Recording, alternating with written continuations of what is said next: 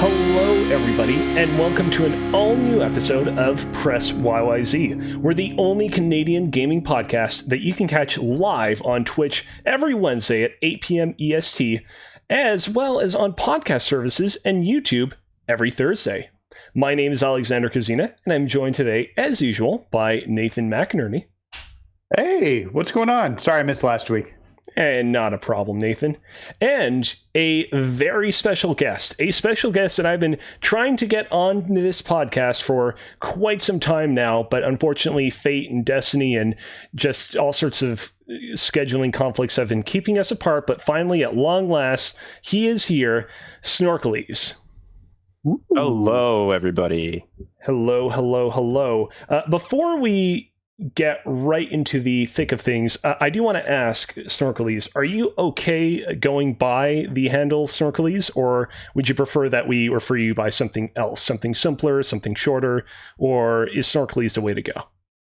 You can say Snorkulese. Snorkulese is the way I prefer people to pronounce it, but I've heard Snorkulese, I've heard Snorkulese, but Snork is fine.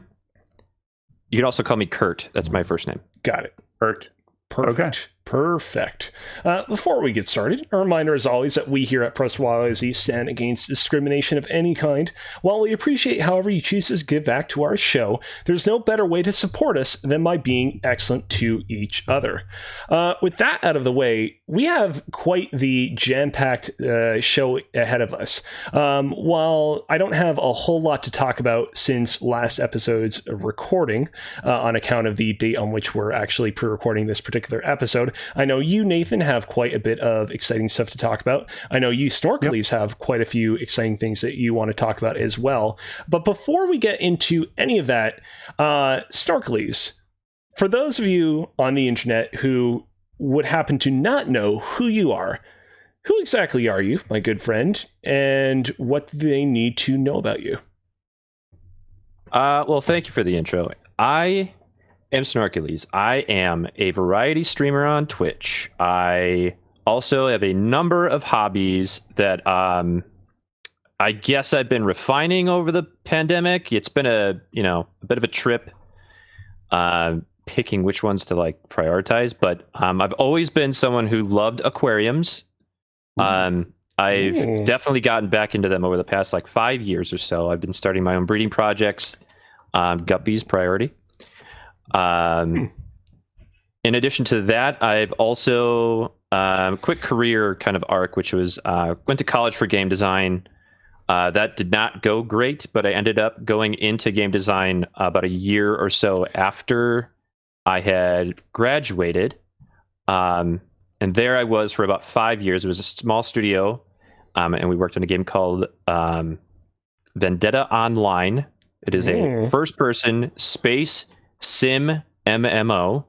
So you play the role as a spacefaring individual. You could be a pirate, you could be a manufacturer, you could be a trader, you could be a general asshole.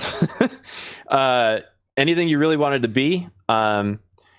This all kind of culminates into streaming in that like I've generated quite a bit of hobby skills, video editing, photo editing, branding design, a lot of just 2D and 3D stuff.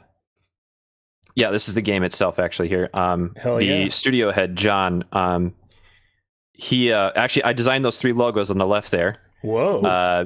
Yeah, so a lot of this is all pre-made stuff that they had originally designed for the game, and I came in and added like new polish. So ship designs, asteroids, planet textures, some particle effects, and some other stuff like that.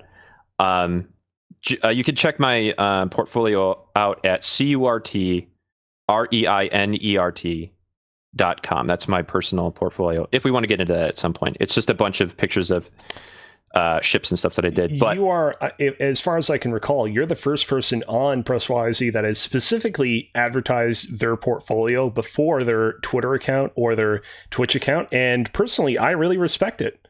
I think that you're out there doing the good fight, and I appreciate it. Yeah, I appreciate that. Sometimes it's opposite, because I mean, I don't want to get into like the rigmarole of like the professional introduction stuff, but like I really do miss game design, and that's probably one of the reasons why I bring this up first is that this was a wholly unique and very positive experience in the game design industry. And I'm not saying that that's by any means a rare thing in game design, but we've obviously had some things in the news recently where things aren't so great.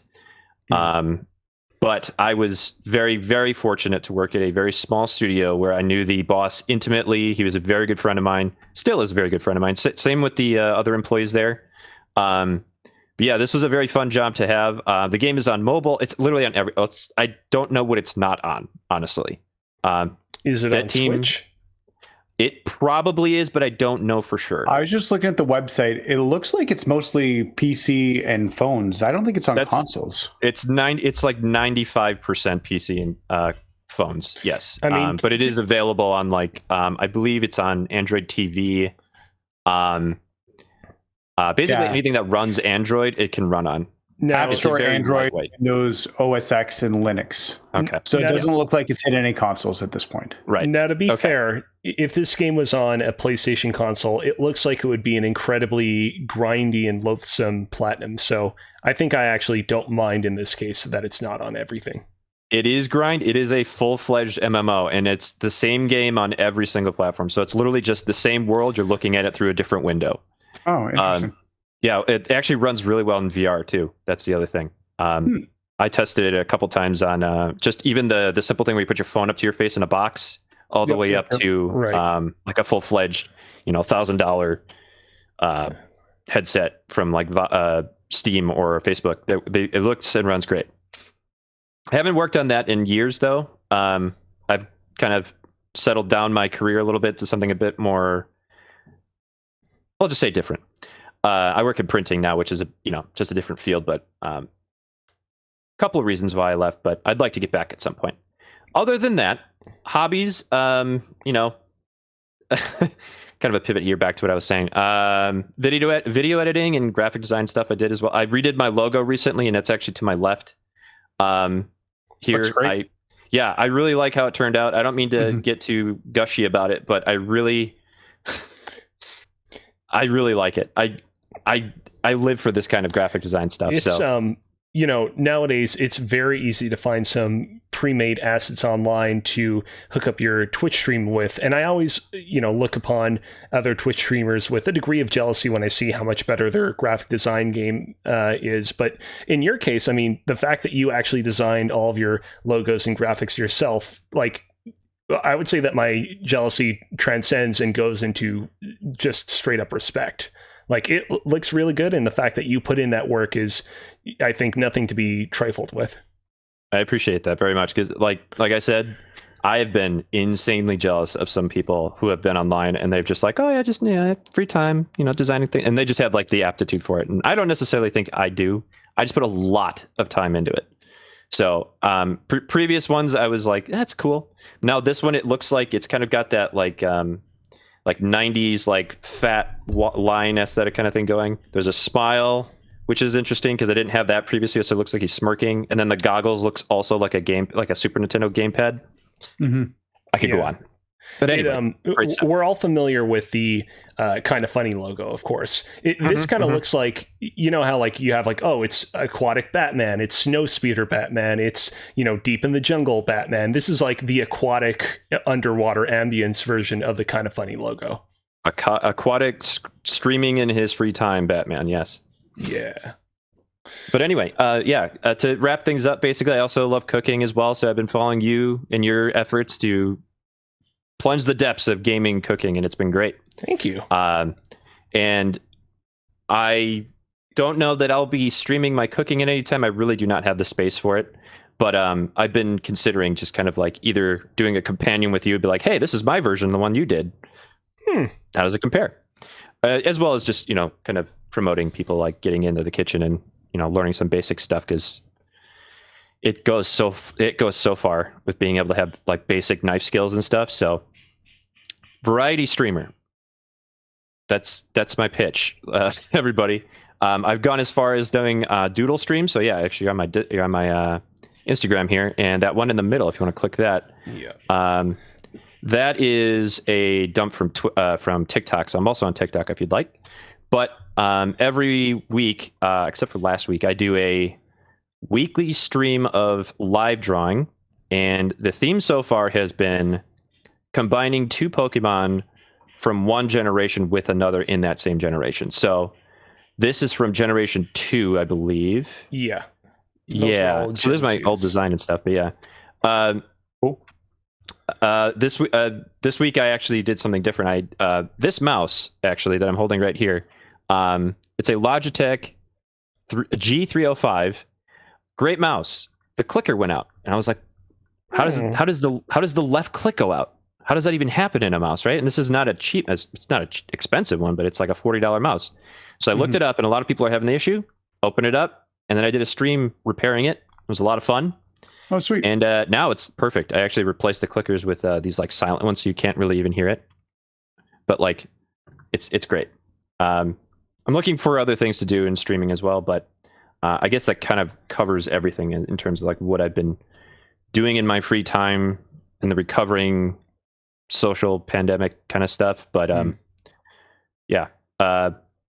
Also just playing games, right? Sekiro has been my latest and most frustrating endeavor, and it's been a mix of rewarding and just soul crushing at the same time.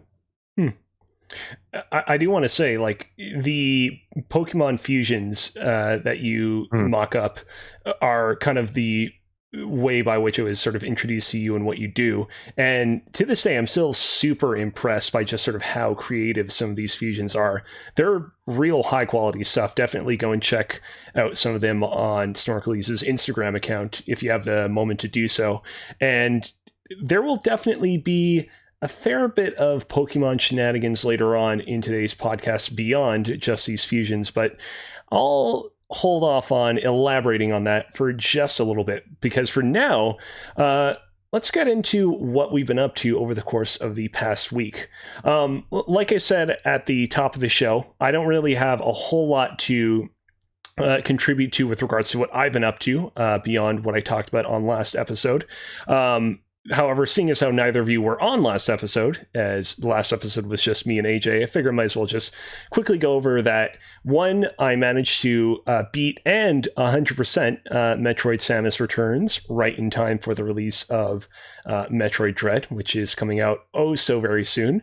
It was, it was a little bit of a tiny slog at the end with Metroid Dread, because the entire time I'm like, as good as this game is, as polished of an experience as it is, I know that they're going to just do that much better of a job with Dread, and it is making this a little bit tough to finish, but I still got through it, and I still had a great bit of fun.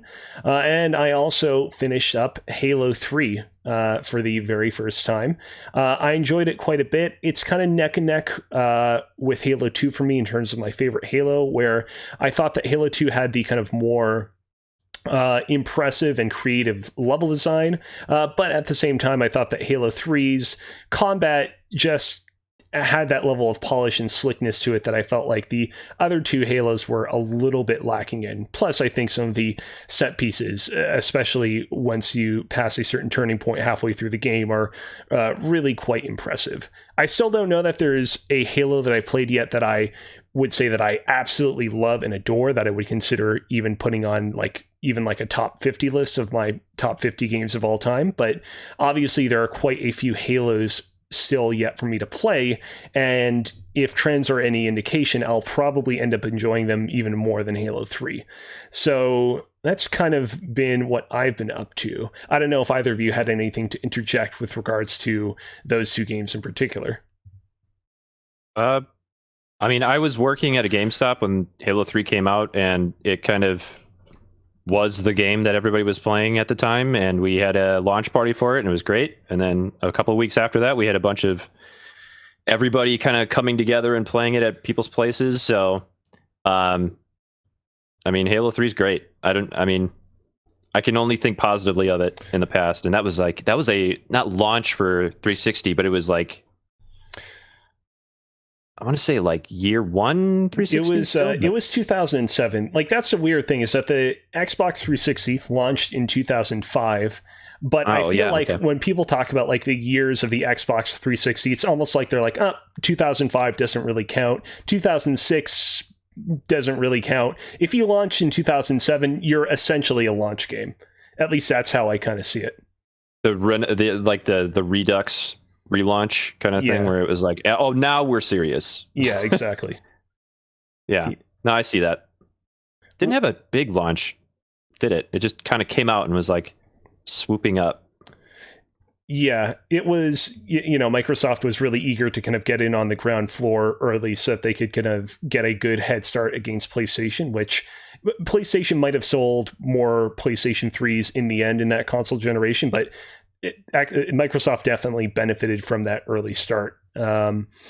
And yeah, you're definitely correct that there definitely were not a lot of like super quality experiences right at the front there, but it definitely got going by, again, like the 2006, 2007 by the Redux launch, as we've dubbed it. A lot of franchises launched on that one too. It was like a PS2 do-over with a lot of new cool stuff. The breadth and still consistently popular series that are launched in that era. Yeah. I'm curious on your end, Nathan, where are you at with regards to your Halo playthrough? Not very far.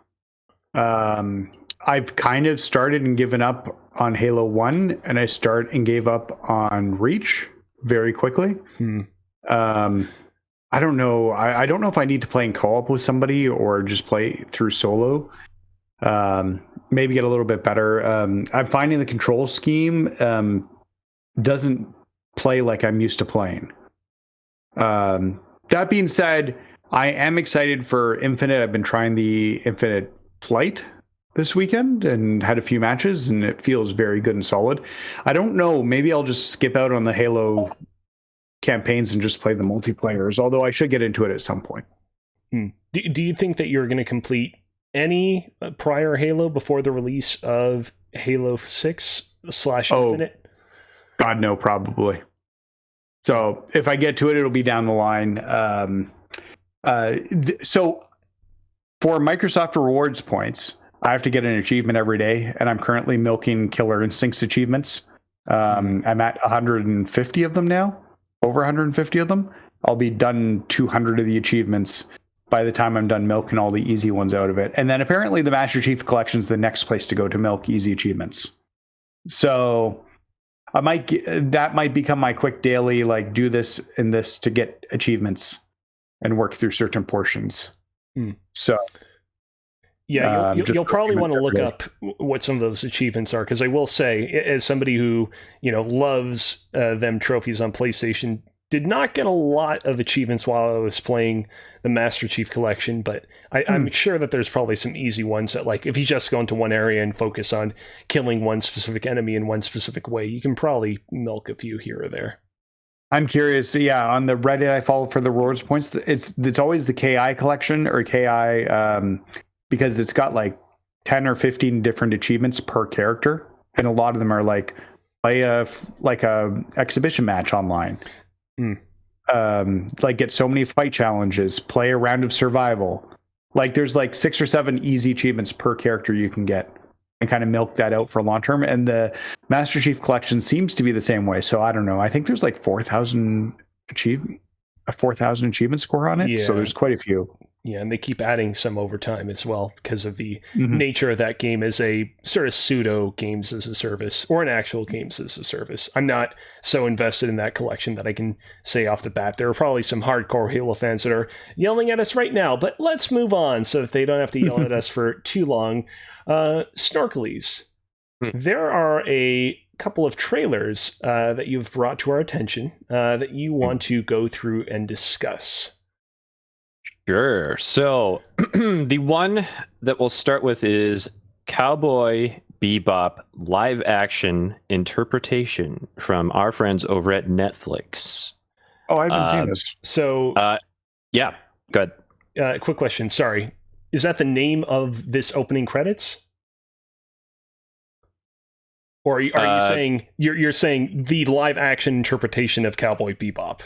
It is Cowboy Bebop live action, but it's just called Cowboy Bebop. I think it's an actual series. I don't remember if it's a movie or if it's a series, but it is. Yeah. I think they're just interpreting the anime in live action. No, sorry, I was a little bit confused, like if you were referring to the name of the series we're about to watch or the name of like the opening credits, because you know how sometimes opening credits to anime or TV shows will have like weird, unusual names, especially in anime. Yeah, go ahead and play it, because I believe, unless this, you might want to look up the launch. I might have linked I might have linked you. Oh, I'm sorry. Yeah, I just realized what I'm looking at. Okay, try looking. Everything okay? Yeah, I thought I was looking at the right screen, but I wasn't. Netflix Cowboy Bebop release or trailer. Here we go. This might be it. Because there's a. I watched the link you sent me, which was the opening credits for the upcoming live action Cowboy Bebop on Netflix, and so I'm looking at the right video. I just wanted to make sure. I just looked it up myself, and it looks to be. They have like that thing where we got the right video, everybody. Yeah, go for it. Because it's. I was trepidatious when I saw like the, what do you want to call it? Like the stills that they did of the characters. I'm like, okay, they're in costume and they're in not the best lighting, and they're just kind of standing around, and then they showed this, which is like pretty rad, honestly. Like they have much more stylized lighting. They have what appears to be some actual like interesting camera work going on. It almost has like a Steve is it Edgar Wright? Yeah, Edgar Wright. Yeah, sure. A little bit of that kind of feel. But like that shot's really good. Some characters that are popping on screen now look great. These shots, the low Dutch angle, that stuff's cool. A little bit more of like the character stuff from them. Quick question, Nathan, is this your first time watching this trailer? Yes, this is my first time watching the trailer. Okay. Well, I'm sorry that you have to see it with 15 frames per second, but hopefully you appreciate the artistry even watching it this way. Yeah, no, it looks super cool. I'm actually not familiar with Cowboy Bebop. I know of it, but I don't know much about it. So, but this looks interesting. Yeah, it's super stylish. If it holds up to like even like the rough idea of what they're getting through here, which is just like really interesting camera work, fun interpretations of like the stuff that I'm picking out like from the anime. I haven't seen this in like a decade, and I'm still like, oh, they're gonna do that. Oh, they're gonna do that. Oh, awesome! And then like being able to anticipate these kinds of things, and then I think they've been working on this for like 5 years or something. It's gone in limbo. It's been quite some time, and of course, this is one of those shows that was definitely the COVID-19 pandemic definitely did a number on it, and definitely delayed it by quite a bit, which is why it feels like it's been such a long time coming. So I'm excited now. Before I was like, it's probably just going to be something on the par of like, I don't know if any of you saw Altered Carbon, which was an interesting idea, but ultimately kind of just like an kind of show. No real interesting camera work, some fun-ish ideas, but it ended up like not taking itself very seriously, and it kind of fell flat for me. But with this, it looks like they're going in a direction. They've chosen a direction. There's directorial intent, and not just here is a scene with actors in it. They chose angles, color, all this interesting stuff. They have a great story to work with already. There's a whole episode of the series where they battle a monster that comes out of a refrigerator. It's like rotten lobster that turns into like an amorphous blob monster. We'll see if that shows up. I doubt it, but maybe there'll be like a broken down fridge somewhere, and it's like, you don't want to know what happened or something like that. As Nathan can attest to, I've watched quite a few anime back in my day. Cowboy Bebop, though, is one of my blind spots, one of those animes I have not yet gotten to. I will definitely like get to it now that the live action interpretation of the series is coming out. And I gotta be honest, I don't really know how I feel about this. I keep calling it a trailer, but it's not a trailer. It's the opening credits to the show. And I scrolled through the YouTube comments after watching it ahead of today's episode, and one comment kind of caught my eye, which is like, this is kind of a good example of how like certain things that look great when animated don't really kind of carry over to when they're done in live action. But I also saw kind of a similar comment. Maybe it was like the same comment that was like, but at the same time, it is cool that they are committing as hard to this stuff as they are. I think that you oftentimes see in, adaptations of anime and video games that the directors, writers in question are really kind of trepidatious to interpret things from the anime and games in question in their full weird glory, and they're definitely not being afraid to do so here. But it just, I can't help but feel the kind of pressure of the uncanny valley pushing against me. But that's just where I stand. I was right there with you. Up until this trailer, I felt it like I saw those shots where those characters are walking into whatever that building with the masks on. It's like all orange and everything. Yeah. That kind of shot changed my mind. The shot of the swordfish, the red spaceship taking off in that marina. Cautiously optimistic, I'll say. I'm interested to see if there's more stuff like that, or if they just, here's the stuff that we got that looked good because those are the only shots that we got to do before COVID or something like that kind of thing. Right. But if it's the opening credits, it's meant to be like a wide range. One thing I will say, though, in support of the things that translate from animated to live action poorly, is actors who do not know how to like handle a sword or maybe just like less familiar or whatever with it, or maybe the prop is awkward or something, right? There are plenty of times when you see someone like try to whip a sword around and come in, like they're standing there with like a cool sword and they're like, and now I'm being dramatic, and it's like, I'm not seeing it, buddy. Like that one guy, I know the character's name. I think his name is Vicious, with the white hair, and he has a sword. 6 out of 10. Didn't really do it for you. Yeah. We'll see. Yeah. Nathan, how, I'm curious, do you think that this is going to be something that you are ultimately going to end up watching? I could check it out. It's giving me Umbrella Academy vibes a little bit by the opening there. So I'm easy to check an episode or two out and see if it fits what I like out of it. Like Netflix does dump everything all at once, so it's very quick. Like if it's something I can watch on the treadmill, especially in November, because I will have to be on the treadmill at that point. Probably it'll be too cold to be running outside, so this could definitely be a treadmill watch. All right, fair. There we go. Now, in addition to the upcoming live-action Cowboy Bebop opening over on Netflix, you also wanted to draw our attention to a couple of trailers that recently were released, Snorkulese, with the Nintendo Direct that aired this past Thursday, correct? Mm-hmm. Yeah. So before we get into these, I do want to say, I don't think that we're going to be doing a kind of full breakdown of everything that was at the Direct, because at this point, like, it's been a little bit of time, and I know that didn't stop us from covering everything that was in the PlayStation experience a week out from that. But putting that aside, I think that it's personal highlights really on the cards. However, I am really excited to cover some of the trailers that you wanted to bring attention to.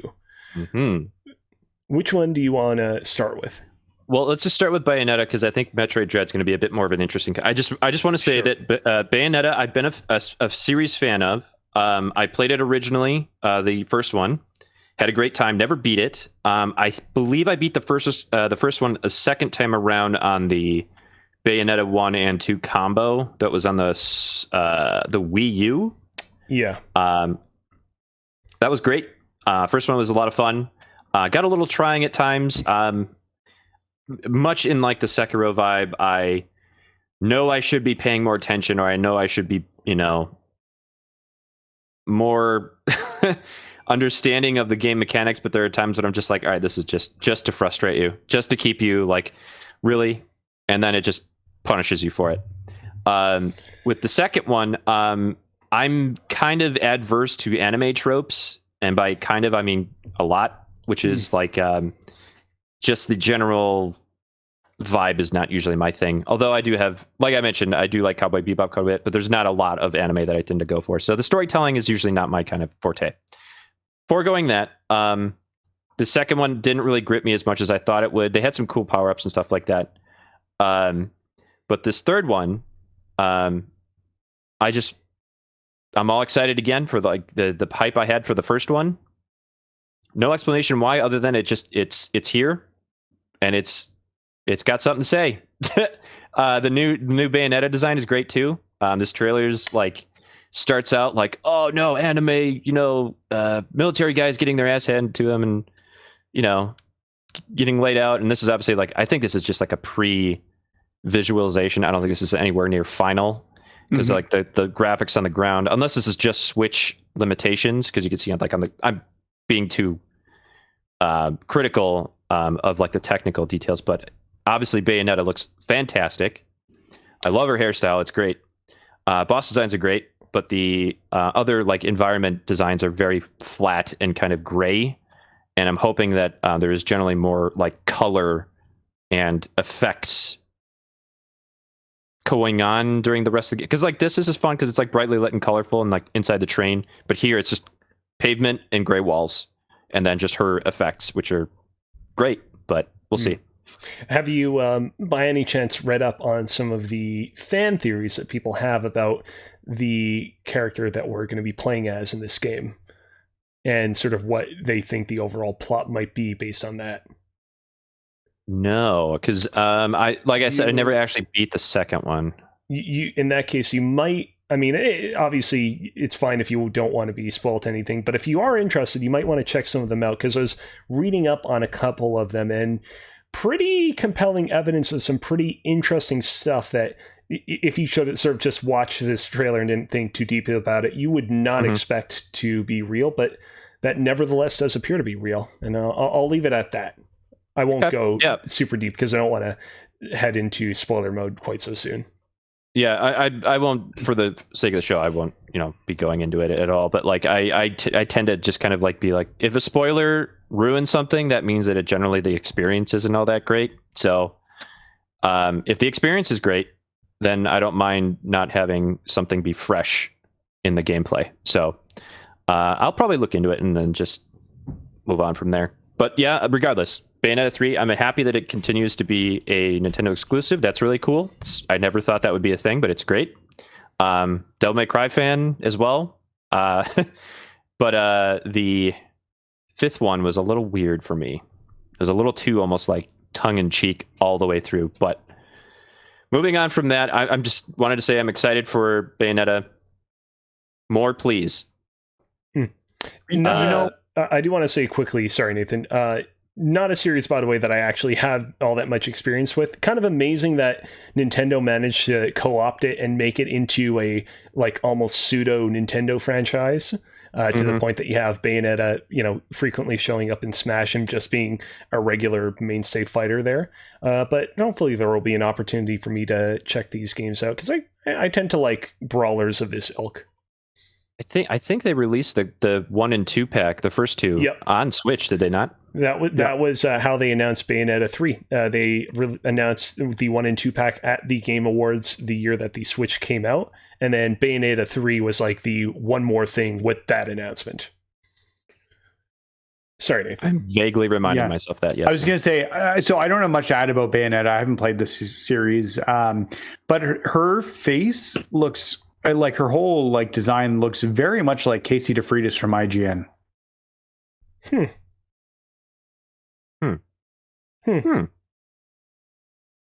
Okay. I mean, that just jumped out at me. I was like trying to place her face, and I'm like, it looks so familiar, and then I figured it out. There's a picture of her holding something from Monster Hunter, and it literally looks just like Bayonetta from the trailer. She has like red rimmed glasses and like the swooping bangs and a ponytail up. She looks like Bayonetta in this image. I don't want to get into it, but like I said earlier, definitely some interesting fan theories going on right now about the appearance of what appears to be Bayonetta and what it could mean for this game's plot that won't get into, but you should go and definitely check out on the interwebs. Casey DeFreitas starring in Bayonetta 3. Got it. Okay. Not quite. All right. Yeah. Then did you want to move on to Metroid? Sure. Let's do it. I know you're not a fan, but let's see, Metroid, Dread. Even I have to say, I am a fan of Metroid in a satellite capacity. I love playing the games. I do not have a vast investment in them, but I am always excited for a new one. Big fan of just a world that'll pull you in, and it doesn't tell you more than it needs to, and you just kind of keep learning as it goes. I mean, that was basically all that the first one ever did. Any iteration, I guess, up until like, what was it? Not Zero Mission. Was it Zero Mission? With the one developed, was it by Platinum? No, are you referring to Metroid Other in 2010? Co-developed by Ninja, not Ninja Theory, Team Ninja. Team Ninja, yes. That one did not pull me in. I think it was kind of critically panned as well. So I kind of avoided it. It was mixed. Mixed, yeah. We'll say that one. Yeah, so I kind of avoided that one. But like, I always appreciated the like cold, distant storytelling kind of aesthetic through like a side-scrolling, futuristic, inspired by Alien side scroller. And I'm one of those people that doesn't like to delve too deep into like specific details or something. I like the medium itself to tell me everything I need to know about it. I mean, if I really wanted to, I could go to like the Wikia for Metroid and be like, oh well, actually the Metroids were developed by Bayonetta. It's like, nope. Just tell me what I need to know on screen, and I'll take it from there. So everything I've kind of inferred from any Metroid game, I've always enjoyed. Just like whether it was like she has a cool suit and it fits around her and it turns her into a ball for some reason, and doesn't kill her. Yeah, it doesn't kill her, right? I actually watched like a minor. I think it was Jared the Completionist did a bit on Metroid. I think it was a bit more like a retrospective on what happened from like the first Metroid and why that actually was a thing. But I'll go into that some other time, some other place. Metroid Dread, though, I was initially not keen on this at all. How come? Primarily, the art design in the first trailer was not... I was picking it apart quite a bit. I thought it looked a little flat. I mean, it very much had the feel of like we had limited resources and this is just kind of hey, we're introducing to the idea. And then once it got to the gameplay, I was like, okay, well, this looks a bit more interesting. But the design of, I think it's Emmy, the robot. Yep. I'm still not a fan of the like color swap, like immaculate robot kind of design aspect of it. I just personally don't think that's particularly compelling to me. If they're going to have more aspects to them, we'll see. We don't know enough yet. We'll know obviously once the game comes out. But I'm also seeing now in the more recent trailers more dynamic animations. I'll say like in the first one as well, just the way that Emmy animated, I was not impressed with. The way that Samus's like shot hit her head and like effects like that were just not impressive at all. It felt very placeholdery to me. But now what I'm seeing in this more recent trailer is a lot more interesting, just visual story. I love the idea, kind of like in Dead Space when you would travel around on the Ishimura. You land in a spot and you walk out of like the tram and you're like, I believe that's how it worked, right? You walk out of the tram and then you go first person. But with this one, it's similar to that, where you have like a third person camera and then your Samus walks towards you out of like whatever transport you're in. And they showed all these different... You never go first person in Dead Space. It's entirely third person. Sorry, third person. I'm over the shoulder character camera. Yeah. But yeah, so the worlds that they're building look very interesting now. We had some kind of bare bones like metal factory laboratory kind of feel. With this, there's a lot more organic stuff. There was a little bit of that in the previous one, but this one looks a lot more fleshed out. More unique animations. I like the what do I want to call it? Like the parry system where you like smack them and then you. Oh, that looks so good. That looks really satisfying. Something little like that to add a little bit of combat difference into it, and it's not just a new it's not, you just have the freeze beam or the wave beam or something like that. By the way, that was introduced in Metroid Samus Returns, the game that Mercury Steam worked on prior to this one, but it seems like they've kind of worked on upgrading the way that it functions a little bit, like allowing you to parry while you're mid-movement, for example. I did not play that one. That's the one you just played, you mentioned, right?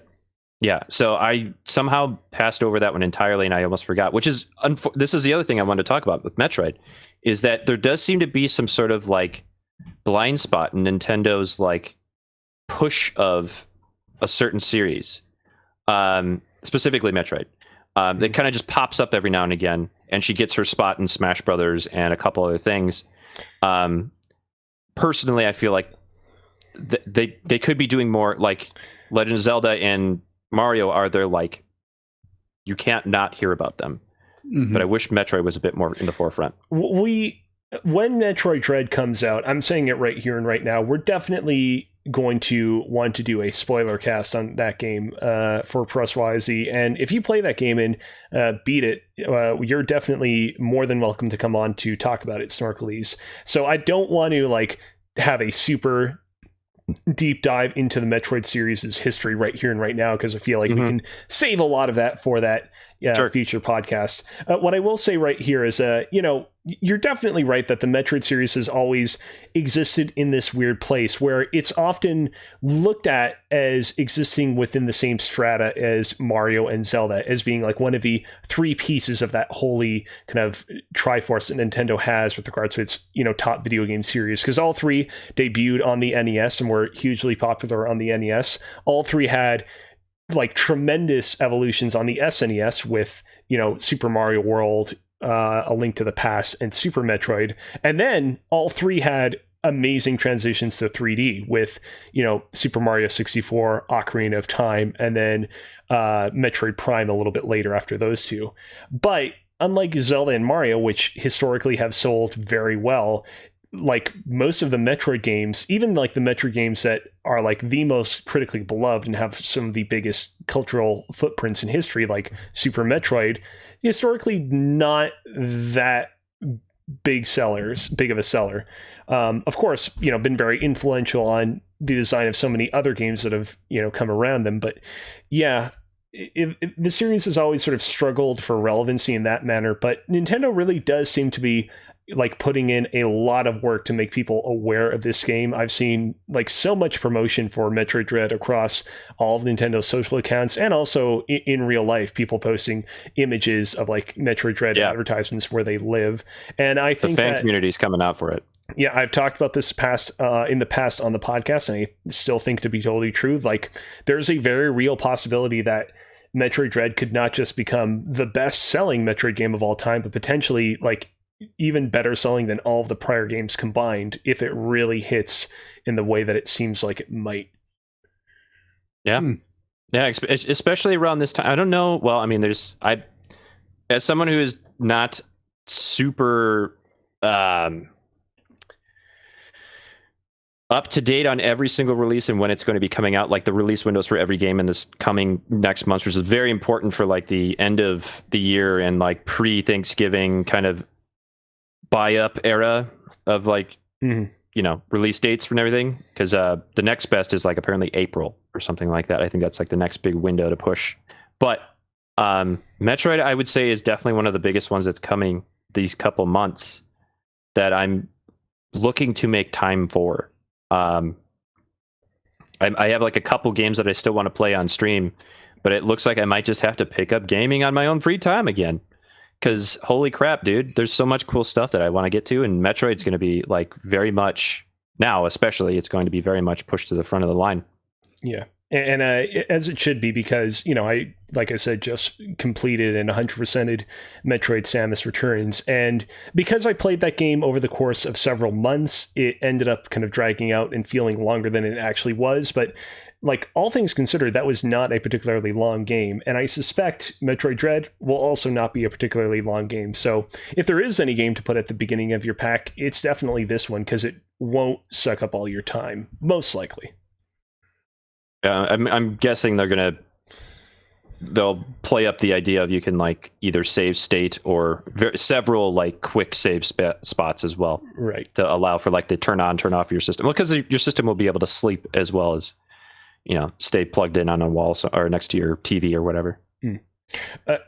Obviously, I could continue to talk about Metroid for quite some time to come, but if I were to do that, this podcast would be a few too many hours long, and we don't want that. So before I go ahead and give Nathan the floor to talk about something that he's mean to talk about for quite a bit now, I do want to ask, are there any other trailers, anything else that you want to highlight from the Nintendo Direct? Obviously, the internet is still brimming with many an emotion about the casting from the Mario movie, and I don't really have a whole lot to say about that other than I was pretty surprised when they unveiled that stuff. I don't know if anybody else here has any takes on that in particular that they wanted to get off their hands, or any takes about just the Direct in general that they wanted to put out there. Like, I haven't talked much about the Direct. My kids loved it. I watched it with my boys. We were a little late watching it because they were out. Yeah, I told them I wouldn't watch it without them. They were very excited about the Kirby 3D game, which I will say that's the most interesting Kirby I've seen in years. I still don't know if I'm like, I will probably get it for my boys, but I still don't know if that's for me. That being said, the one thing Nintendo, I didn't love the Direct, and it just didn't have a lot for me. And the two things that I was more curious about, Nintendo just teased with more Direct. In terms of the Smash reveal, and Animal Crossing. I think we all know that I've put way too much time into Animal Crossing. I haven't touched it in like 6 months, but I have like 700 hours invested in on my island. Something stupid from last year. Like, nobody should have played that much Animal Crossing. There's just nothing left to do, and Nintendo hasn't done anything meaningful with it. So to kind of be like, here, oh, we're going to do an Animal Crossing Direct, they better have some substantial plans for it. Yeah. A lot of my friends too are kind of in the mean. I was like, yeah, I played it for like 6 months straight, and then I haven't played it in like a year. I touched back on it. I gave it up for like 3 or 4 months. I have every DIY that's non-seasonal in this game. I like went on, like, Kozi heard me talk about it for months. And then he even heard me talk about Nookazon, which is like the trading website.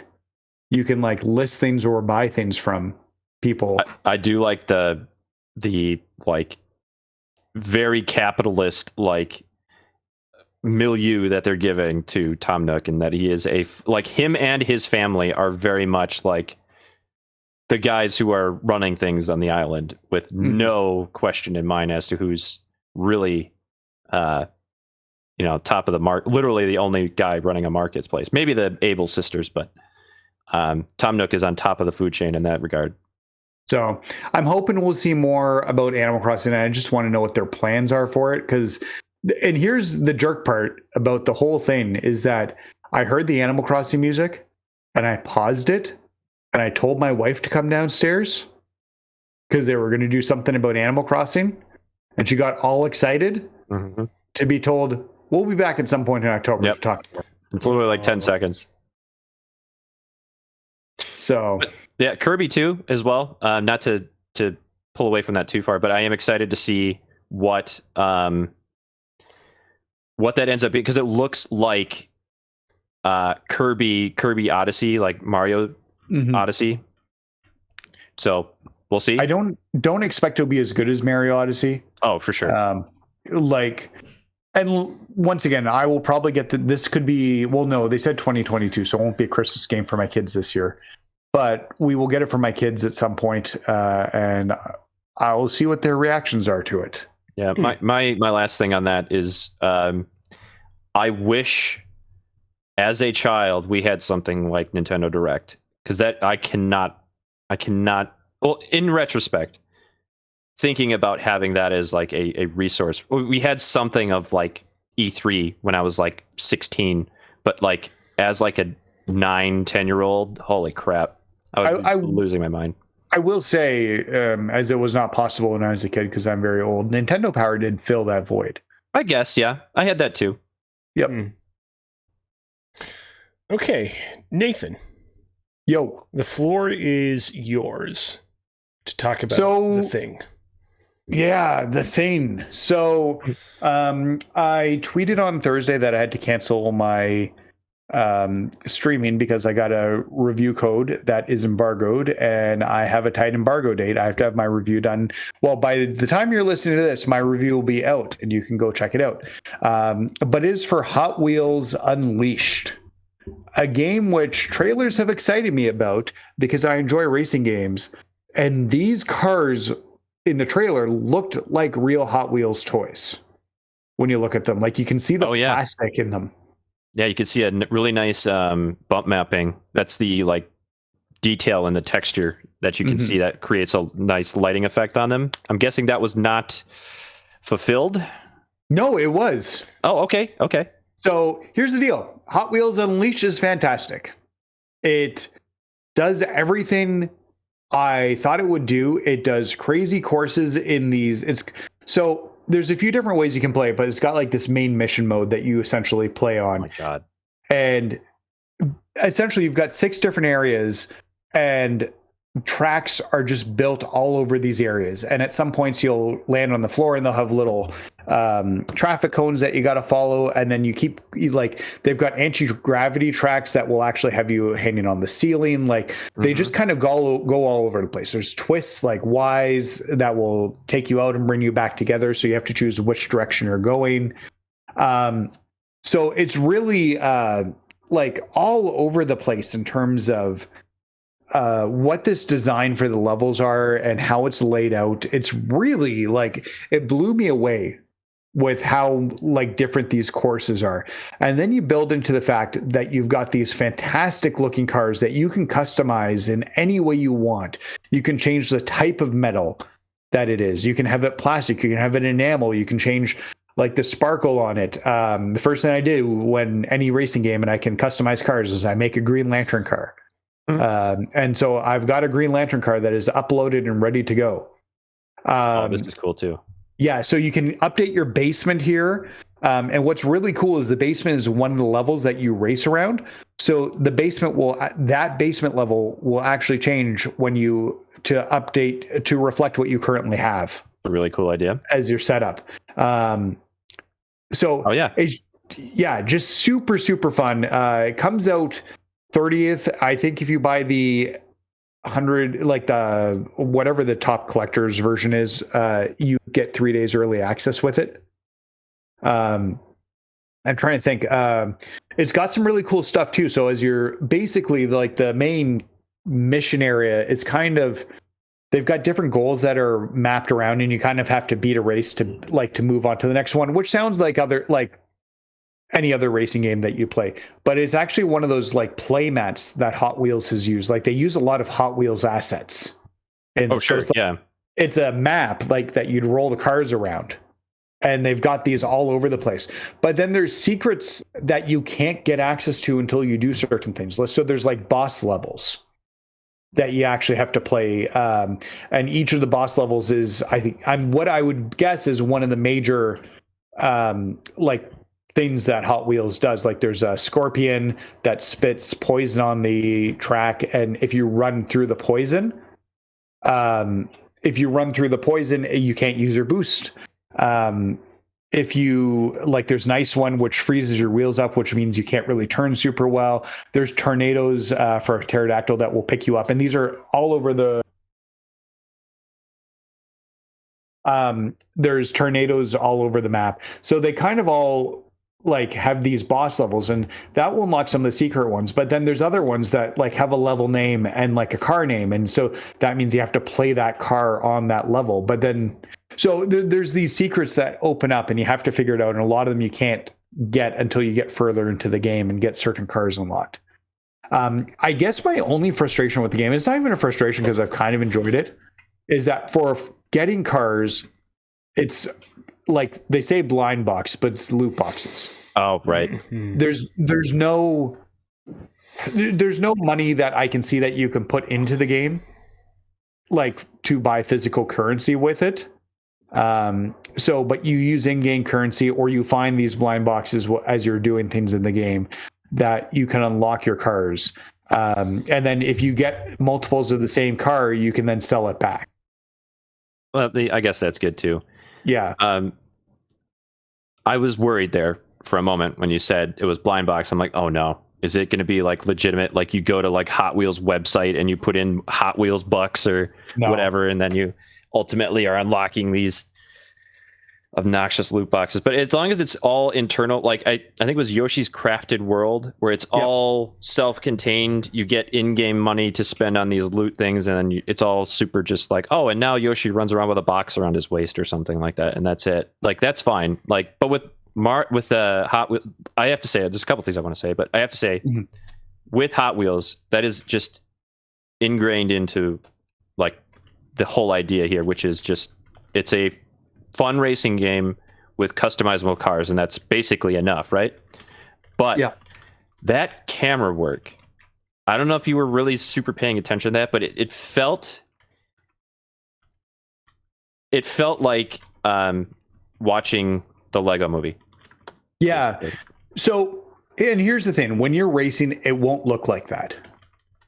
Like it's like the character, like the cars when you're, because it's like obviously you don't get that type of camera angles when you're racing. It's just like camera behind the car and you go forward.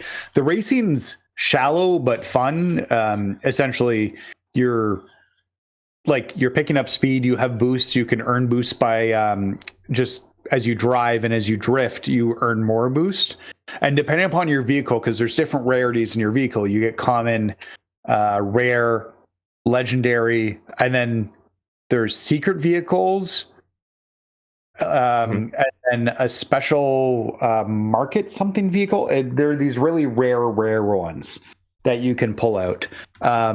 So, and they all have different stats and different boosts. Like I was using one car forever, and it had great stats, but it only had one boost. And then I opened up this box, and it gave me a car with even better stats with 5 boosts. Oh, yeah. So, just it's a really interesting hook. I've been kind of just trying to burn through the story stuff so I can get as many blind boxes as I can. I'm very curious to test out the multiplayer when more people are playing on Monday. So, especially because I have some really good cars. And I guess this is the best part. I have the DeLorean from Back to the Future. My only issue is that it is not as good as some of my other cars. Does it have like, you can get variants of it where like level 2, level 3 or something like that, or no? You can upgrade the cars. So but ultimately it's capped or something? Yeah. So like if you get a common car, you can upgrade it to rare and it'll get a stat boost. Then you can upgrade it to legendary. And that's kind of where it maxes out at legendary. And like for the DeLorean, for instance, it's maxed at legendary. So when you get it, like it's a legendary car, it's not a common car. So, also with the DeLorean, and I assume this will be with the other things like the Batmobile and Kit and the Party Wagon from TMNT and Snoopy, you can't change those cars.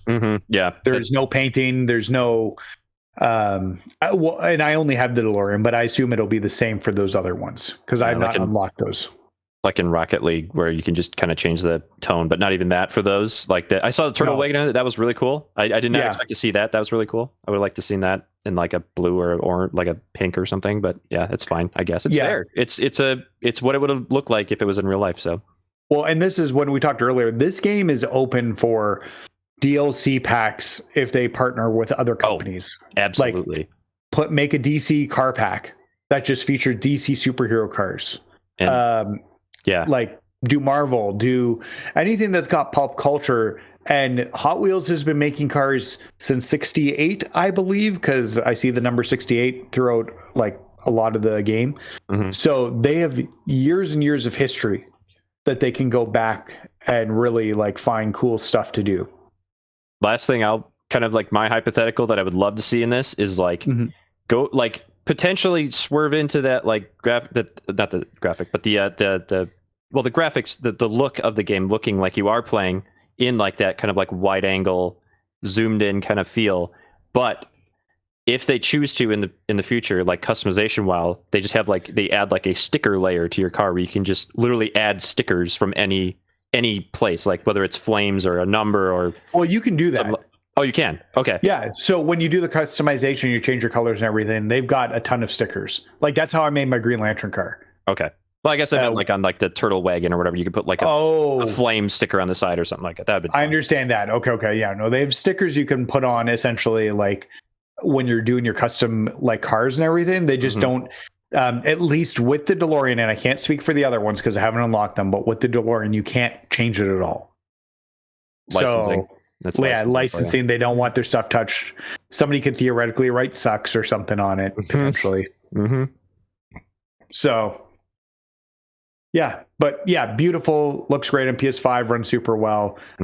This will be a recommendation. I'm looking forward to writing up my review tomorrow night for it. Cool. I might have to look into this.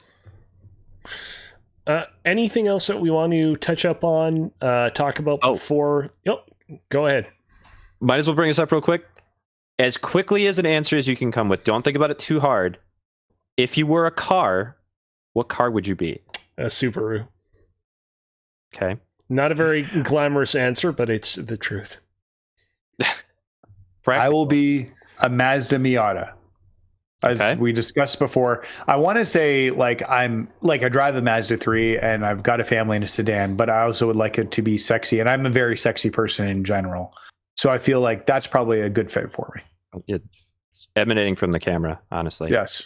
Reliant Robin. A goofy little thing that's ultimately clumsy. Reliance Robin. Let's look this Reliant, but yeah. It's Reliant. The car that tips over when you turn. Oh. Yeah. It's the worst. It is this the car. worst. Yeah. The other thing. answer. Oh my god, that Tesla Reliant on the bottom left there. That is great. That's a great little Photoshop there. But my actual answer, if I wanted to have some sort of ego about it, would be the Ferrari Modulo, Modulo. This is a super cool concept car that Ferrari made in like the 70s. 1970 Geneva Motor Show is where it debuted. But let me drop it in. What's the name of this car? I'll drop it here. You got a link in the wiki for that chat there. Yeah, perfect. It is one of the coolest concept cars I've ever seen. To my personal aesthetic, I really like how that one looks. It's got like a Tron feel. Oh wow. Yeah. It's like the flattest looking car you could possibly make. Like the headlights are literally like if you're speaking like triangle, it's like the hypotenuse is like super long. So that angle is super slight, and then the wheels actually don't even fit in the frame they designed for it.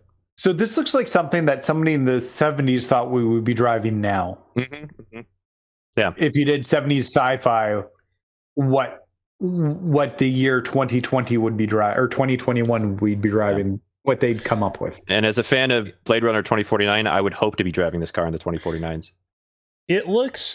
Problem with this car, it looks extremely futuristic, except for the frosted glass that you can see on the front of the car for the high beams. That's the one part that identifies it as being a 70s car, unfortunately. Exactly. Yeah. That easily updated in modern settings with like very small LEDs on the front or something like that. But man, ultimately, like it's when you every now and again, you're like, this car was made 50 years ago. This is like beyond like simplistic design and like kind of stuff like that. But that's the car I think I am. Cool. Super cool. Thank you. All right. Well, with that out of the way, let's jump right into our topic of the show for today.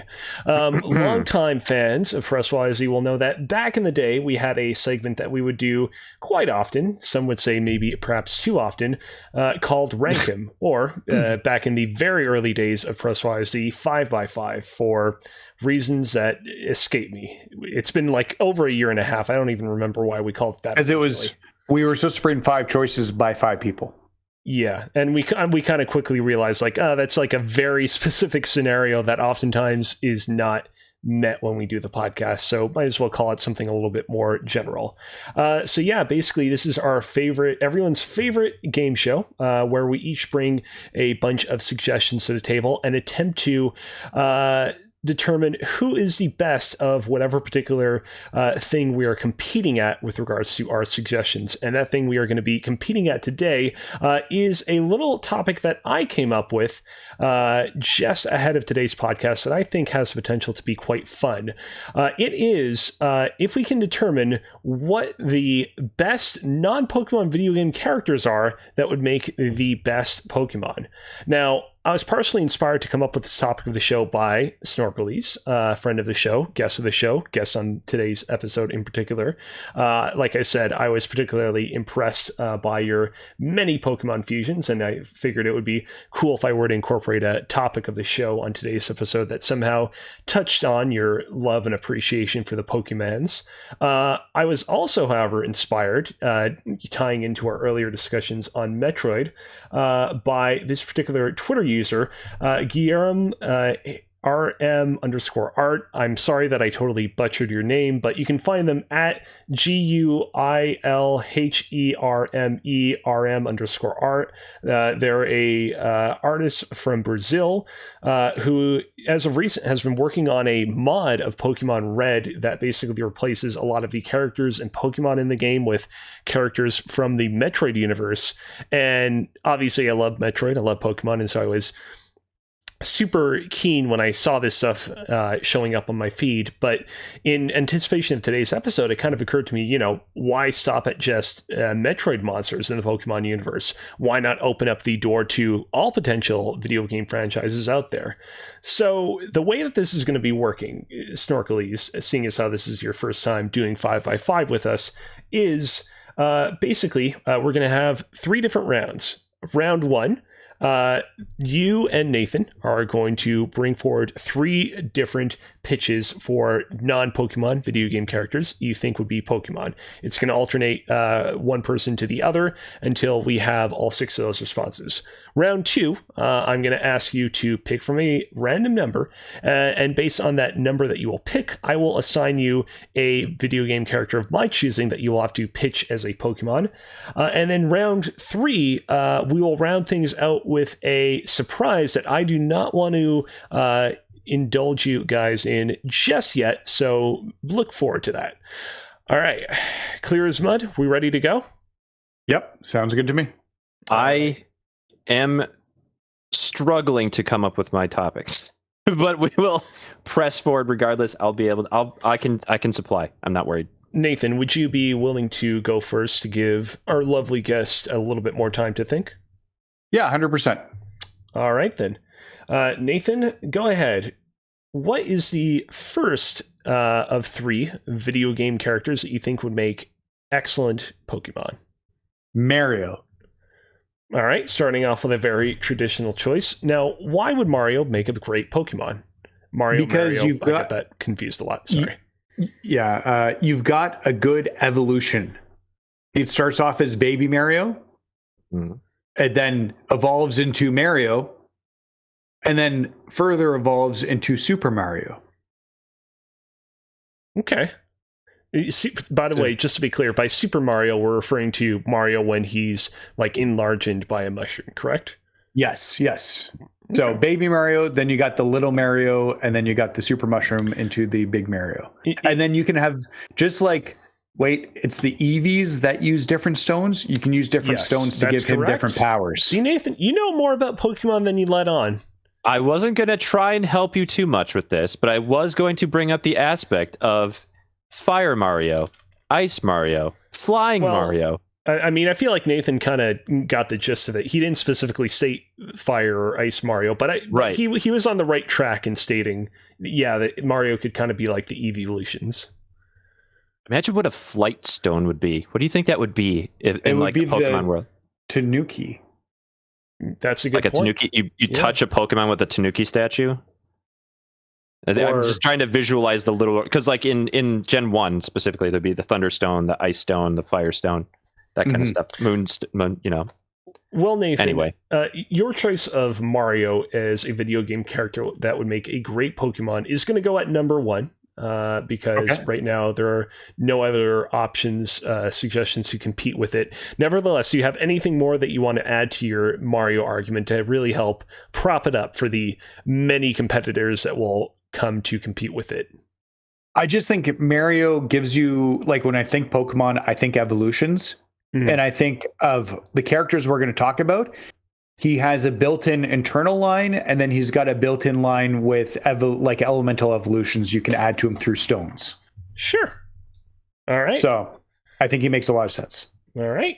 Good job. Good showing. Snorkulese, are you ready to go with your first? I do have one for you, yes. All right. Go for it. And it, Isaac from Binding of Isaac.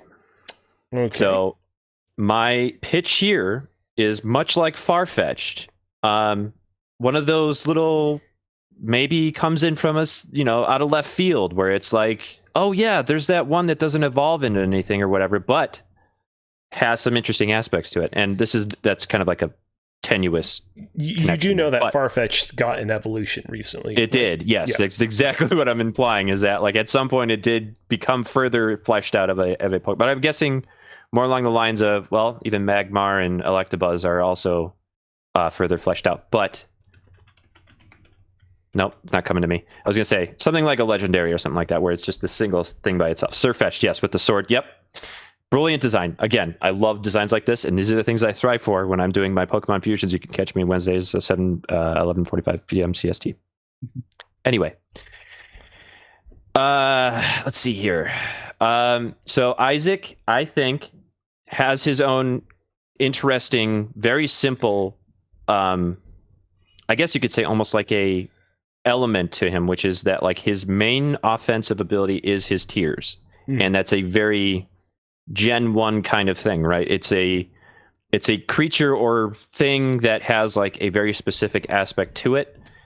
Kind of a bit more of a thing in like the later generations, where they can kind of evolve and switch into different, like, fire, water, whatever.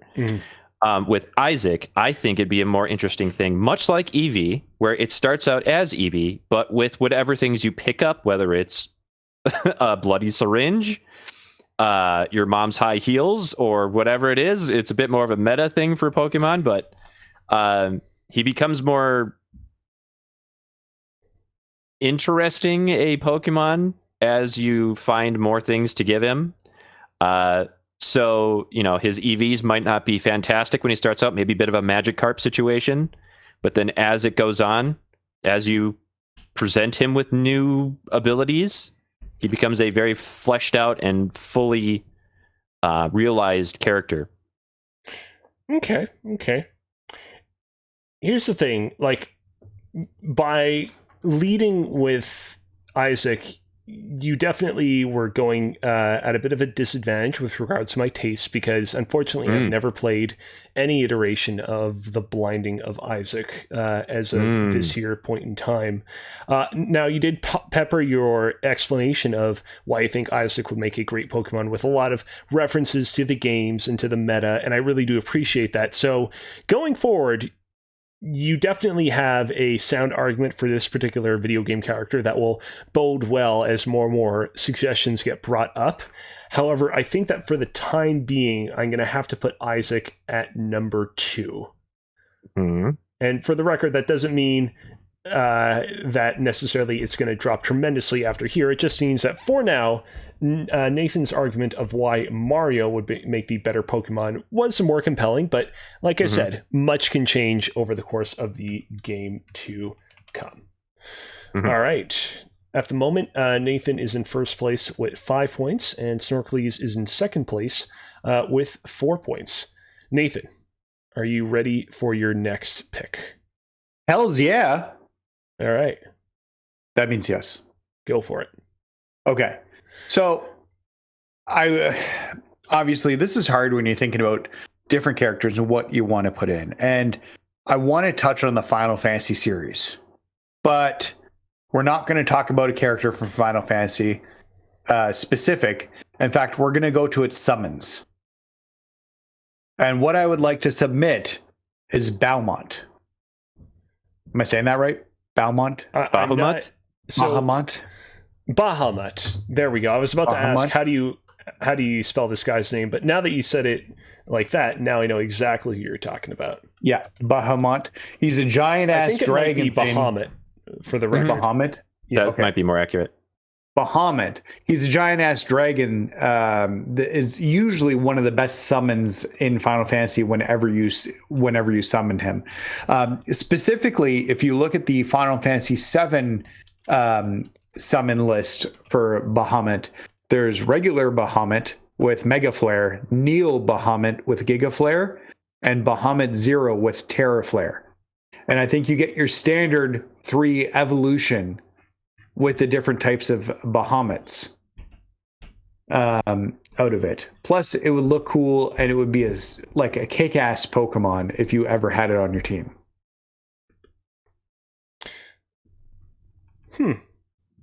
Okay.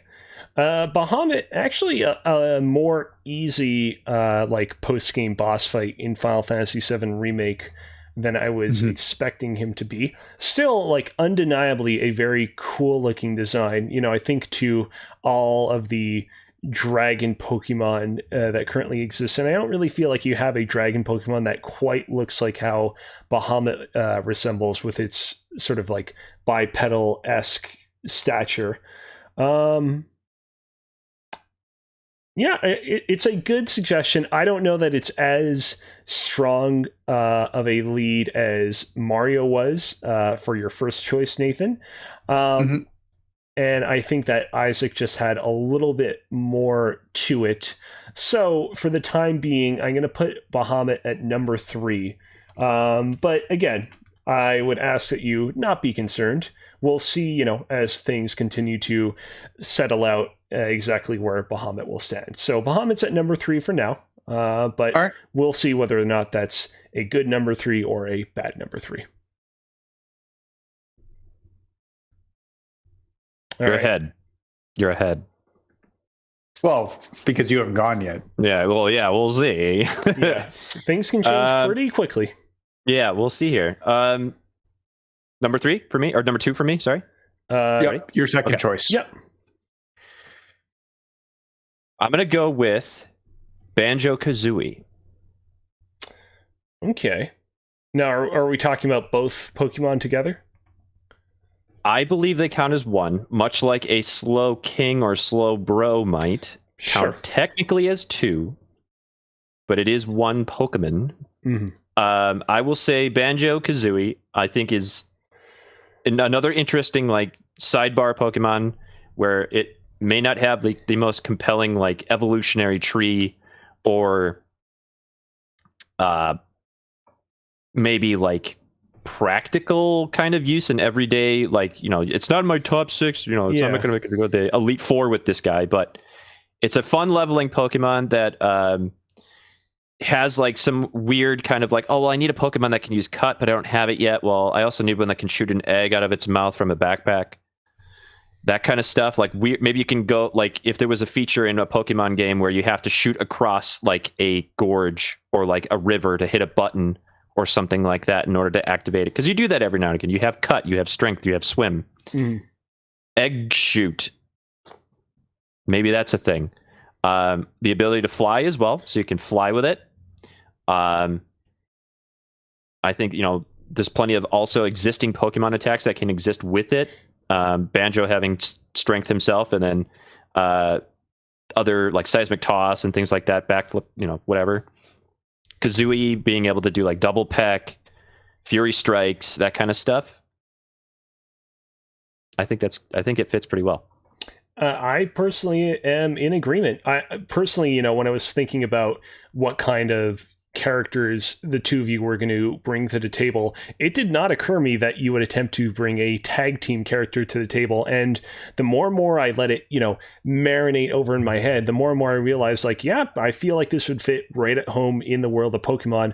Well, there are not, you know, a ton of Pokemon that are, you know, multiple species, you know, wrapped up in one. There are quite a few when you really, you know, get down to it. Obviously, one Pokemon that immediately came to mind was Kangaskhan, the kangaroo Pokemon that has its, you know, baby in its pouch. There's a little bit different, but a Pokemon like Wishy-Washy, for example, which Wishy-Washy is like a tiny little fish, Nathan, and it can basically summon a bunch of other fishes of its type to kind of come, and together they can like form into one uber fish. Basically, that's an amalgamation of them all together.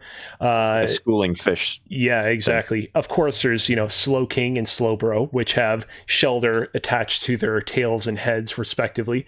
Yeah, I think this is a really good kind of out of left field choice that I wouldn't have anticipated. Nathan, I'm sorry to say this, but I'm afraid that our current rankings have a new number one. Oh, no. Number one baby. is going to be Snorkulese's combination of Banjo and Kazooie, or just Banjo-Kazooie, because I think that if they were actually in the Pokemon universe, it would probably be called just that. All right.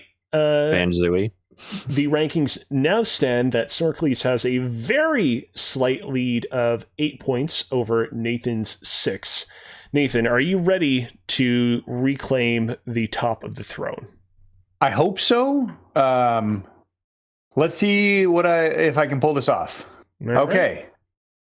The Big Daddies from BioShock. Okay.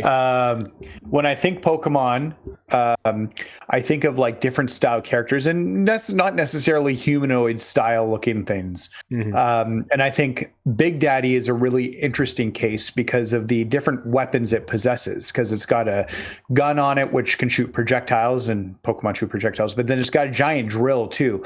And as you talk about the TMs and stuff that you put on there, it could do like drilling and get through certain areas with it. Also, it could summon little sisters to come help it and do different things as well. And as we know, Big Daddy was actually the star of BioShock 2. And while I've not played BioShock 2, I know that it could cast magic and stuff, so you can get different abilities through it that way as well. It's BioShock 2 a little underrated. Yeah, it's good. It's good. Yeah, I'm in agreement there.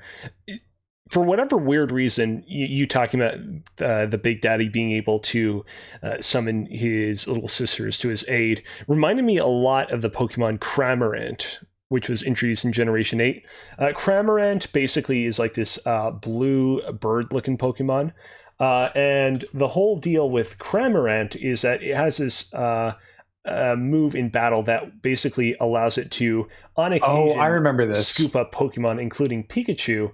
And if it scoops up a Pikachu, it can basically projectile said Pokemon at the opponent, and it will cause the opponent to become paralyzed. Overall, not exactly like a super powerful Pokemon, but it has like its like fun little gimmicky stuff, as evidenced by this particular thing. Yeah, I like this one.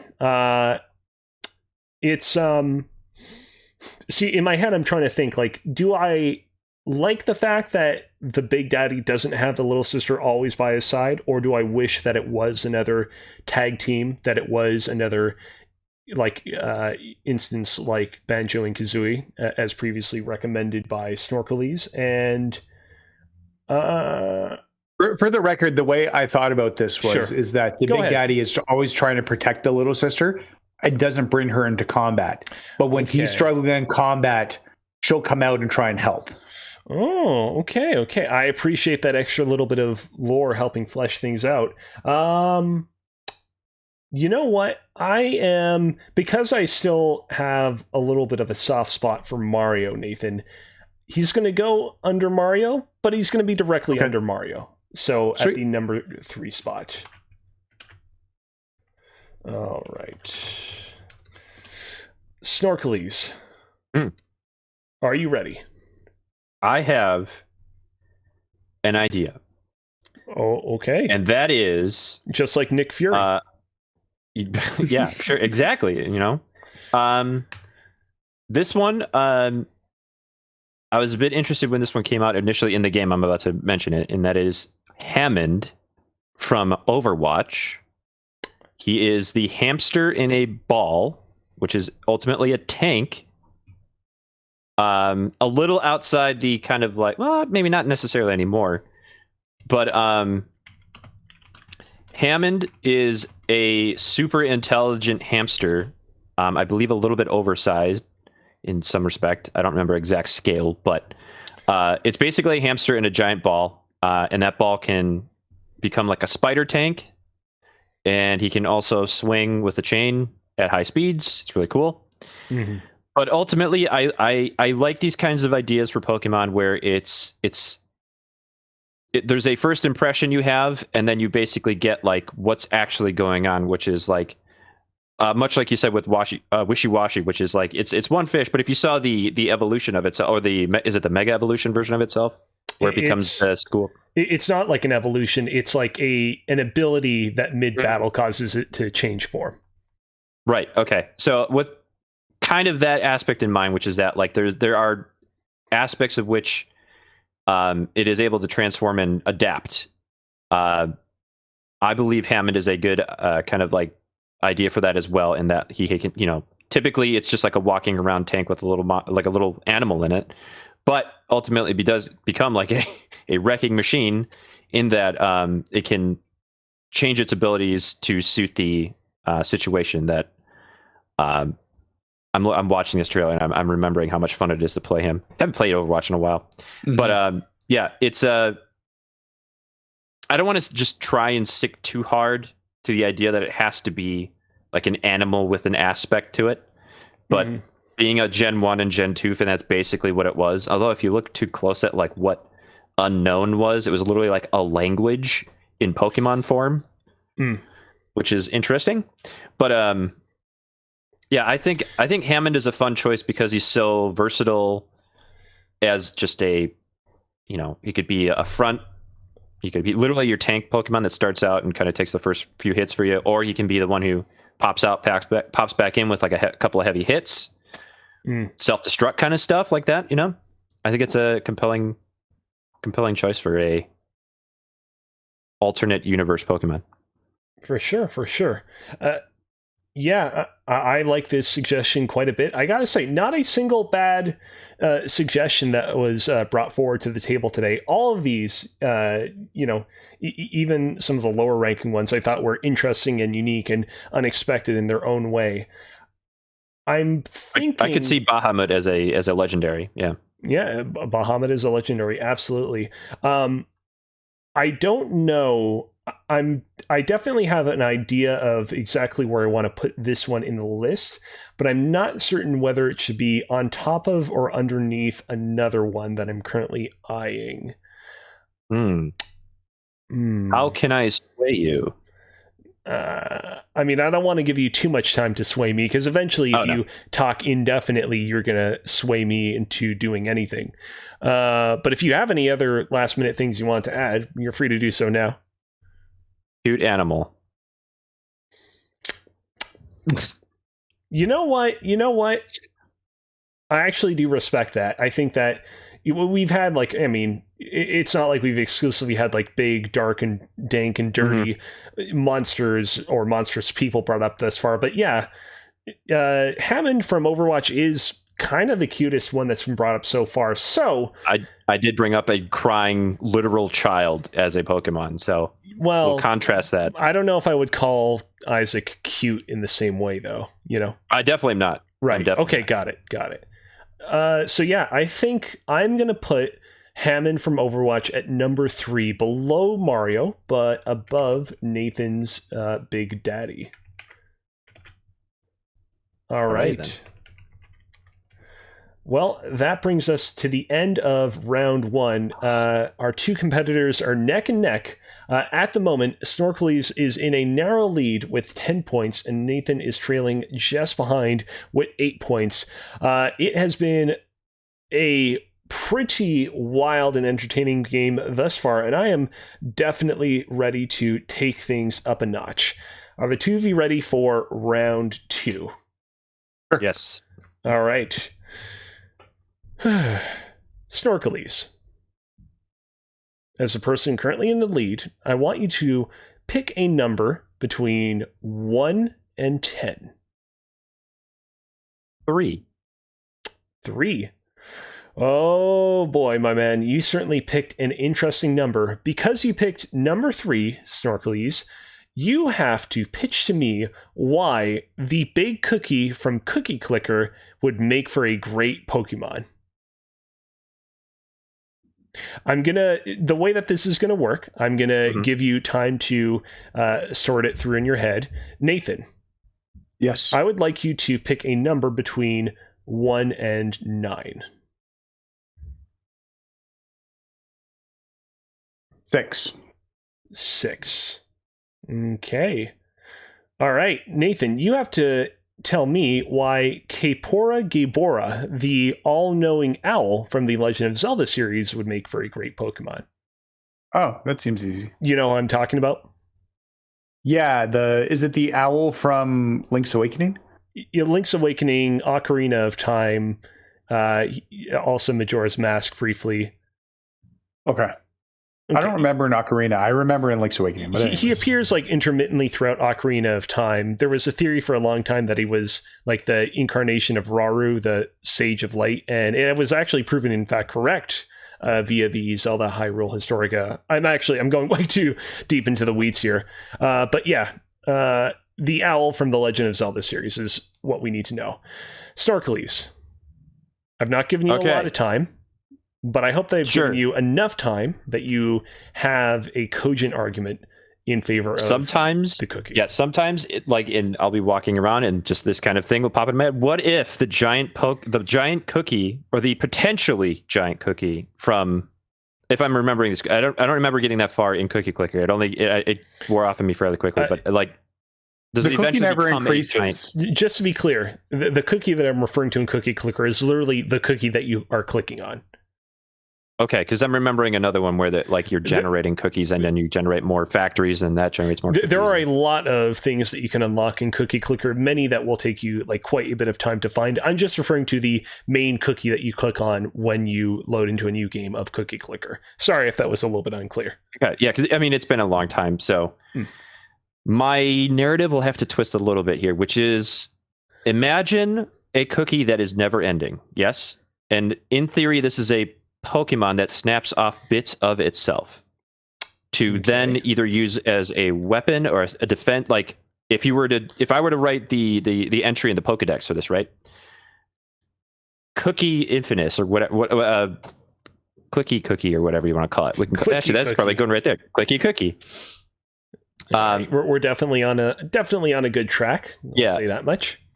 A Pokemon that was discovered outside the dumpster of a bakery, blah blah blah, uses its own body as a chameleon, or not a chameleon, like a gecko style escape from harm situation where it breaks pieces of itself off to then roll away.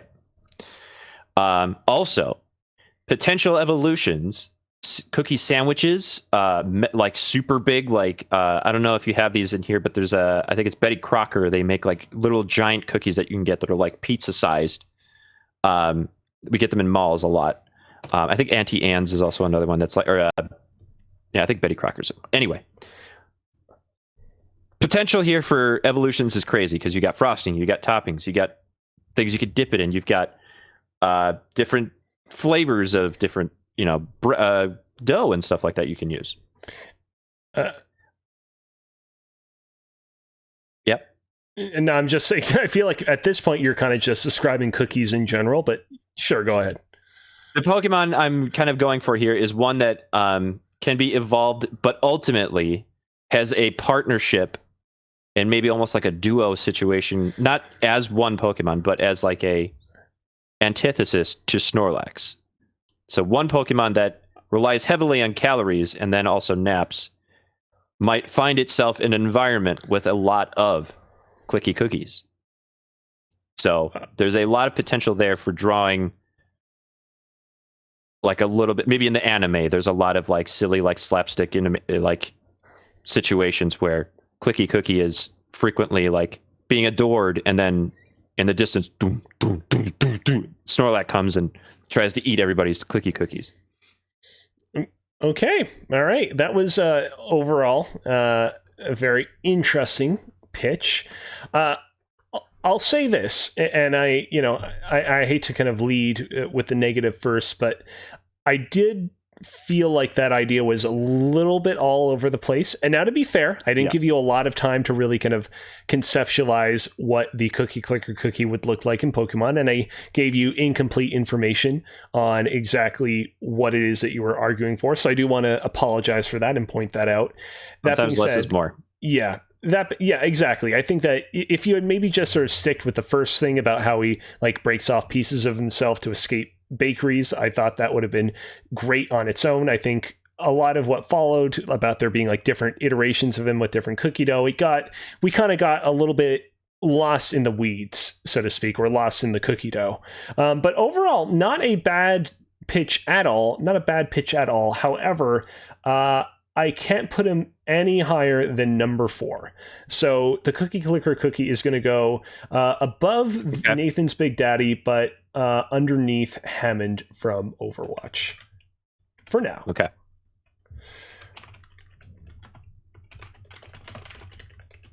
Nathan.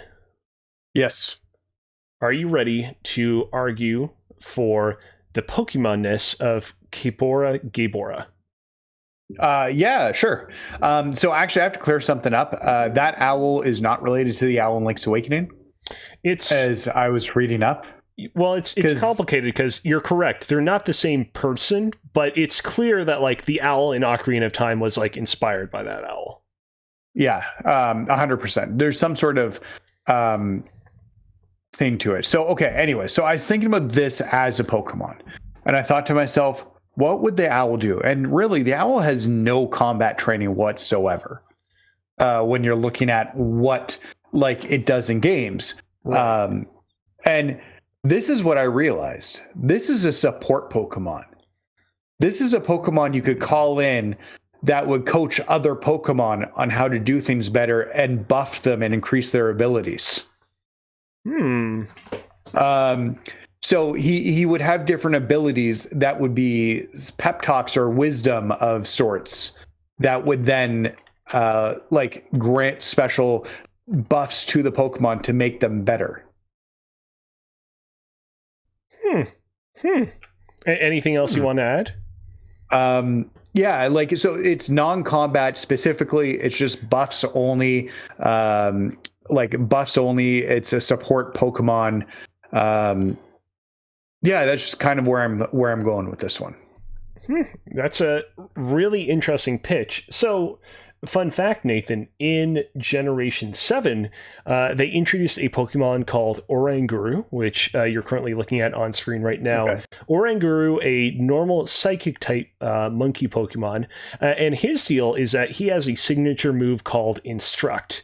And it's a very similar concept to what you pitched with Kibora Gabora, where when he uses Instruct, he will kind of basically coerce a Pokemon into performing a move that it already performed that turn.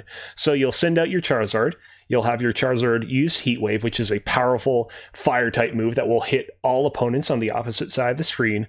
You'll have your Oranguru use Instruct, and basically that will allow Charizard to attack twice, force it to use Heat Wave again, inflicting twice as much damage now on the opponents. It's like by itself, like not a incredibly powerful Pokemon. You know, it's certainly not built for combat in the same way that, as you described, Kibora is not built for combat, but used in the correct fashion, it can be very kind of darned effective.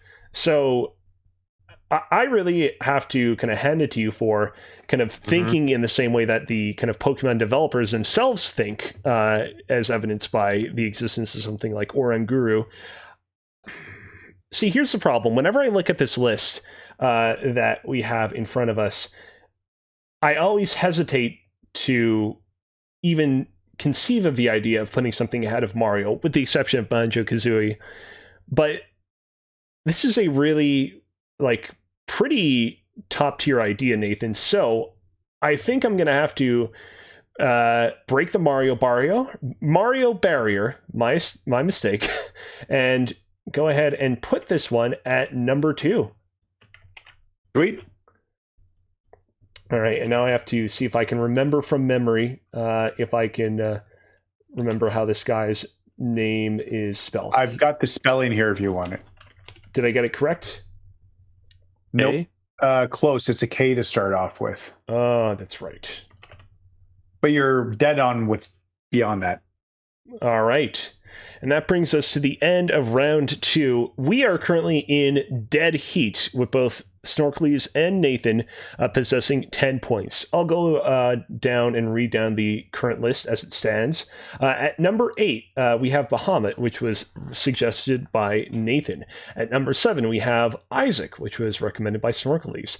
Big Daddy by Nathan is at number 6. The Cookie Clicker Cookie by Snorkulese at number 5. At number 4, we have Hammond by Snorkulese from the Overwatch series.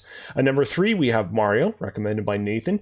Number 2, we have Kaepora Gaebora by Nathan, the owl from throughout the Legend of Zelda series. And finally, at number 1, we have Banjo and Kazooie, as suggested by Snorkulese. Are the two of you ready for round 3? Sure. This is the surprise round, correct? Yes. Now, okay. The way that typically round 3 has worked in the past, Snorkulese, is basically all bets are off the table. I'll give every participant in the game an opportunity to take another participant's suggestion and basically formulate their own argument on how they would kind of do their pick their own way. And if I'm sufficiently swayed by their argument, I'd be like, all right, you're allowed to kind of claim this particular character or suggestion as your own, and in doing so, their points as well. We're going to be doing something a little bit different tonight. As you know, Snorkulese, I originally, was drawn to you because of your Pokemon fusions, and I figured, why not bring a little bit of fusion into tonight's topic of the show? For the final round, the two of you are going to be able to choose any two Pokemon, quote-unquote Pokemon, that have been recommended thus far tonight.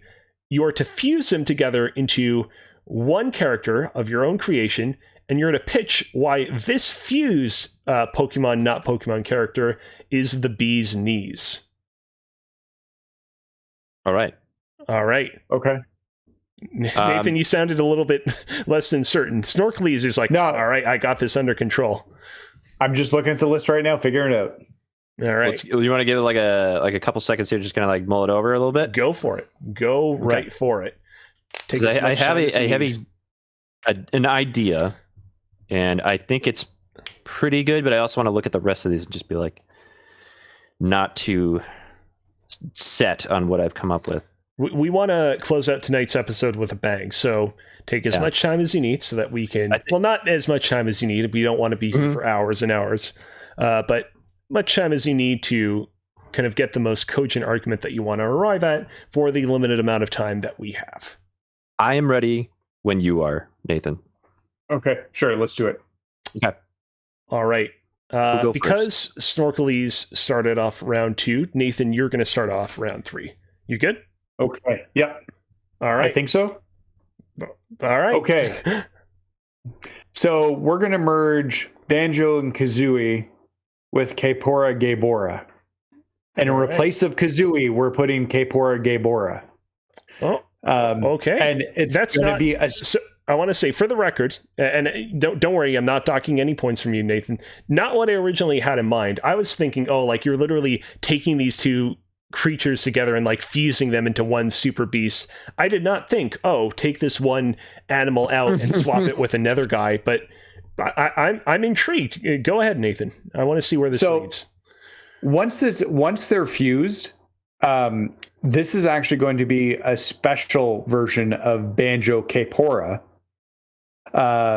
That's going to basically get 2 turns every single time. So Banjo will get his standard attacks, and then Kaepora will be able then to use its ability at the same time to instruct Banjo and be able to do more damage and attacks, as well as he'll be able to do buffs. But the bigger thing is as I've talked about buffs, he's going to be able to debuff enemies, which he was not able to do in his previous form. Because Kazooie was annoying, and he's going to get some of those annoying aspects moved into Kaepora as well. And so the annoying aspects will debuff enemies because Banjo will know to use those against the bad guys. I mean, I'll say this right off front. Banjo-Kazooie, great name for this particular fusion. And again, not exactly what I was expecting. I'm going to rank this one high. This one definitely is deserving of quite a few points. I'm just trying to figure out where it should go. Because, we're dealing with Banjo-Kazooie, Kaepora Gaebora, and now Banjo-Kaepora. I'm trying to figure out what would be an appropriate placement for the fusion of the two. You know what, Nathan? You swayed me enough with the quality of this particular fusing of bears and beasts and birds that I think I'm going to put him at number 4. Sorry, not at number 4, at number 2, in between. Oh, sweet. 1 Banjo-Kazooie and what will now be 3 Kaepora Gaebora, for a total of 4 points. That's why I said 4. Gotcha. So let me just add this one in. All right. Things are still pretty neck and neck. Snorkulese has 10 points. Nathan has 11 points. So Nathan is in the lead, but you never know. Things could change quite dramatically with Snorkulese's final last shot. Speaking of which, Snorkulese, are you ready? I am. All right. And that Pokemon fusion will be Big Hammond. So it is Hammond. Big Daddy and Hammond put together. But it's not just like a Hammond robot exterior with drill bits and stuff like that. No, that would be too simple. What we're going to do tonight is we're going to go way, way back. And I don't know if they've done this later on in the series, but Gen 1 Pokemon, there was a man by the name of Bill. And you might have had to help him out with something in the process of potentially reversing a process where he was able to take the form of a Pokemon, yes? Right. Yeah, it's been a while. What if it was a fly situation wherein a man was then fused with a Magnemite or a Magneton or other giant metal Pokemon? Mm-hmm. And in this process created a humanoid-esque, intelligent, quite frankly horrifying creature, and that is we'll pivot that with the idea. I looked this up for like a hamster Pokemon, one being a Togedemaru or a Patrat. Imagine that being fused with a Big Daddy. So there's like a giant rodent-esque monster Pokemon in this world of Pokemon that it's like completely monstrous and everything, but it's a fly situation with Pokemon. Okay. So after the kind of, if I'm understanding this correctly, after the full kind of fly metamorphosis has been underwent, basically you have a Big Daddy that is like bursting at the seams with hamster-like fur and hamster-like teeth. Am I correct? Mm-hmm. Right. Interesting. I mean, again, I'll say this right up front. Big Hammond, another A++ name. A+++, S++. Right up there with Banjo-Kaepora. So that's already... Hammond Daddy is also not bad, pretty good. I think Big Hammond is the superior choice, though. It's almost like... I like the idea of it almost being like something in like a horror game instead of it being like... It's kind of like Sweet Tooth in... what was those racing games on PS1? Twisted Metal. Twisted Metal, yeah. So like, yes. Sweet Tooth. It's like, oh, he's a nice. No, he's not a nice dude. Not a nice dude. So it kind of gives you that kind of fun twist too.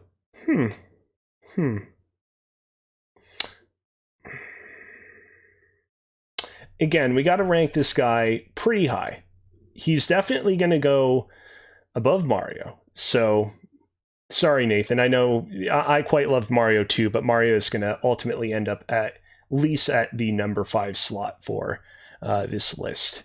Point total doesn't change. It's fine. Yeah. Now, is he going to go above Kaepora Gaebora? That's the interesting question because, Kaepora Gaebora, Banjo-Kaepora, both pretty similar in terms of their functionality. Banjo-Kaepora, even more superior to Kaepora Gaebora.